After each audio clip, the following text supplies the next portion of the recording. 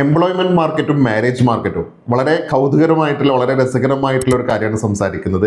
ഇന്ത്യയുടെ ഏറ്റവും unofficial job report ഏതാണെന്ന് ചോദിച്ചാൽ ലിങ്ക്ഡിനിലോ അല്ലെങ്കിൽ മറ്റേതെങ്കിലും റിപ്പോർട്ടുകളെയൊന്നും നമ്മൾ ഡിപ്പെൻഡ് ചെയ്യേണ്ട ഒരു ആവശ്യമില്ലായിരുന്നു ഒരു കാലത്ത് നമ്മളൊക്കെ തമാശക്ക് പറഞ്ഞിരുന്നത്. ഏതെങ്കിലും ഒരു പത്രത്തിന്റെ മാട്രിമോണിയൽ പേജിൽ പോയാൽ ഏതാണ് ഏറ്റവും ഡിമാൻഡിങ് അല്ലെങ്കിൽ ഹോട്ടായിട്ടുള്ള കരിയർ അല്ലെങ്കിൽ ഒരു ഡൊമൈൻ എന്നുള്ളത് അവിടെ തന്നെ റിഫ്ലക്ട് ചെയ്യുന്ന ഒരു കാലത്തായിരുന്നു ഉണ്ടായിരുന്നത്.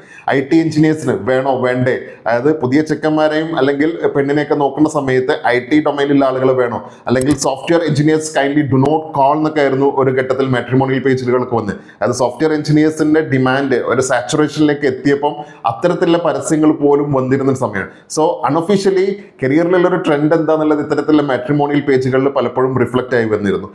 ഇന്ന് കാലം ഒരുപാട് മാറി, അതിനനുസരിച്ച് ഇത്തരത്തിലുള്ള കുറെ കാര്യങ്ങൾ മാറ്റം വന്നു. ഇന്ന് അതേപോലെ തന്നെ ഡിപ്പെൻഡ് ചെയ്യേണ്ട മറ്റൊരു സെഗ്മെന്റ്, മറ്റൊരു ഡൊമൈനാണ് എനിക്ക് തോന്നുന്നു ഡേറ്റിംഗ് ആപ്സിൽ. ഡേറ്റിംഗ് ആപ്സിലായിരിക്കാം ഒരുപക്ഷെ ഇന്നത്തെ ഏറ്റവും കരിയർ ട്രെൻഡും കാര്യങ്ങളൊക്കെ റിഫ്ലക്റ്റ് ആയി വരുന്നത്. ഇത് പരസ്യമായിട്ടുള്ള ഒരു സത്യമാണ്, വളരെ റിയാലിറ്റിക് ആയിട്ടുള്ള ഒരു സംഭവത്തെക്കുറിച്ചാണ് ഞാൻ പറഞ്ഞു വരുന്നത്. ഇപ്പോൾ പഠനങ്ങൾ പറയുന്നത് എന്താ വെച്ചാൽ, പുതിയ റിയാലിറ്റി എന്താണെന്ന് വെച്ചാൽ ഡേറ്റിംഗ് ആപ്സിലൂടെയൊക്കെ നടക്കുന്ന മാരേജുകളാണ് കുറച്ചും കൂടി ലോങ് ലാസ്റ്റിംഗ് ആയിട്ട് നിൽക്കുന്നത്, അല്ലെങ്കിൽ കുറച്ചും കൂടി എന്താ പറയുക ഹാപ്പിയസ്റ്റ് ആയിട്ട് നിൽക്കുന്നത്. ഇത്തരത്തിലുള്ള പഠനങ്ങളും റിപ്പോർട്ടുകളൊക്കെയാണ് പുറത്ത് വന്നുകൊണ്ടിരിക്കുന്നത്.